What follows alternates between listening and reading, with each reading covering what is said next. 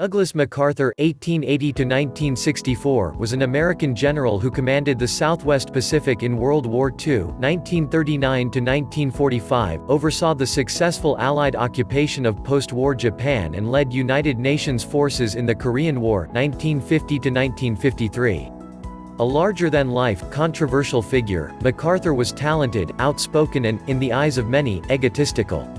He graduated from the U.S. Military Academy at West Point in 1903 and helped lead the 42nd Division in France during World War I, 1914–1918. He went on to serve as Superintendent of West Point, Chief of Staff of the Army and Field Marshal of the Philippines, where he helped organize a military. During World War II, he famously returned to liberate the Philippines in 1944 after it had fallen to the Japanese. MacArthur led United Nations forces during the start of the Korean War, but later clashed with President Harry Truman over war policy and was removed from command. Douglas MacArthur's early years. Douglas MacArthur was born on January 26, 1880, at the Little Rock Barracks in Arkansas. MacArthur's early childhood was spent on western frontier outposts where his Army officer father, Arthur MacArthur (1845–1912), was stationed. The younger MacArthur later said of the experience, "It was here I learned to ride and shoot even before I could read or write, indeed, almost before I could walk or talk."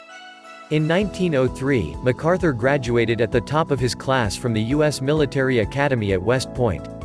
As a junior officer in the years leading up to World War I, he was stationed in the Philippines and around the United States, served as an aide to his father in the Far East and participated in the American occupation of Veracruz, Mexico, in 1914. After the United States entered World War I in 1917, MacArthur helped lead the 42nd Rainbow Division in France and was promoted to brigadier general. Between battles from 1919 to 1922, Douglas MacArthur served as the superintendent of West Point and instituted a variety of reforms intended to modernize the school.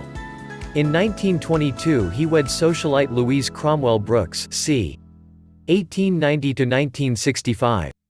The two divorced in 1929, and in 1937 MacArthur married Jean Faircloth (1898–2000), with whom he had one child, Arthur MacArthur IV, the following year. In 1930 President Herbert Hoover (1874–1964) named MacArthur Chief of Staff of the Army, with the rank of general. In this role, MacArthur sent Army troops to remove the so-called Bonus Army of Unemployed World War I veterans from Washington, D.C., in 1932. The incident was a public relations disaster for MacArthur and the military.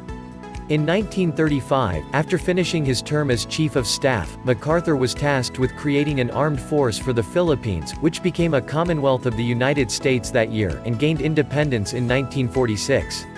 In 1937, upon learning he was scheduled to return for duty in the United States, MacArthur resigned from the military, stating that his mission wasn't finished.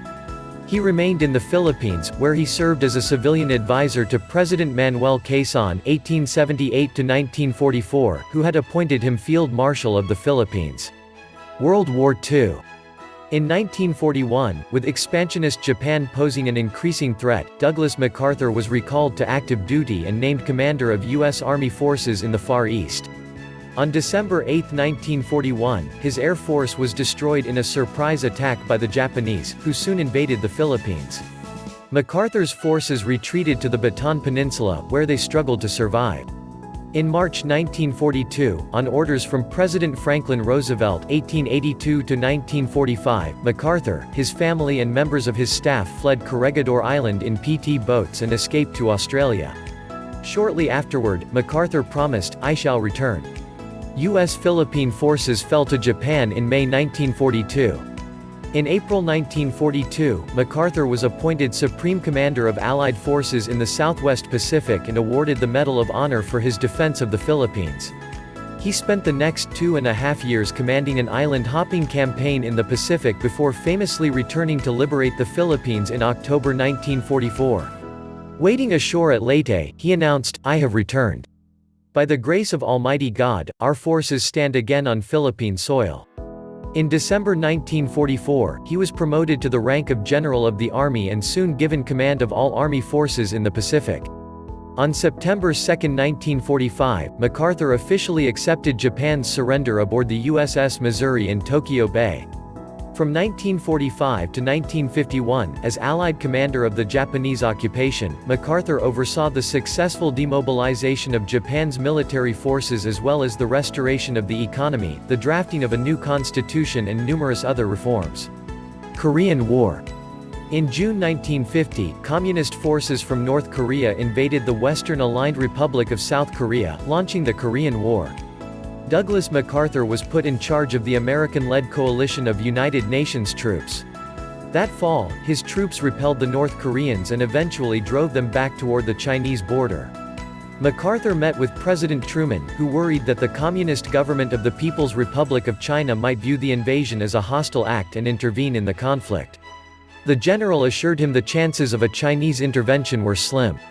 Then, in November and December 1950, a massive force of Chinese troops crossed into North Korea and flung themselves against the American lines, driving the U.S. troops back into South Korea. MacArthur asked for permission to bomb Communist China and use nationalist Chinese forces from Taiwan against the People's Republic of China. Truman flatly refused these requests, and a public dispute broke out between the two men. On April 11, 1951, Truman removed MacArthur from his command for insubordination. In an address to Americans that day, the president stated, "I believe that we must try to limit the war to Korea for these vital reasons, to make sure that the precious lives of our fighting men are not wasted, to see that the security of our country and the free world is not needlessly jeopardized, and to prevent a third world war." MacArthur had been fired, he said, so that there would be no doubt or confusion as to the real purpose and aim of our policy. MacArthur's dismissal set off a brief uproar among the American public, but Truman remained committed to keeping the conflict in Korea a limited war. Eventually, the American people began to understand that MacArthur's policies and recommendations might have led to a massively expanded war in Asia. Douglas MacArthur's later years. In April 1951, Douglas MacArthur returned to the United States, where he was welcomed as a hero and honored with parades in various cities. On April 19, he gave a dramatic televised address before a joint session of Congress in which he criticized Truman's Korean policy. The general ended with a quote from an old Army song, "Old soldiers never die, they just fade away." MacArthur and his wife took up residence in a suite at New York City's Waldorf Astoria Hotel. In 1952, there were calls for MacArthur to run for president as a Republican. However, the party ultimately chose Dwight Eisenhower (1890–1969), who went on to win the general election. That same year, MacArthur became chairman of Remington Rand, a maker of electrical equipment and business machines. MacArthur died at age 84 on April 5, 1964, at Walter Reed Army Hospital in Washington, D.C.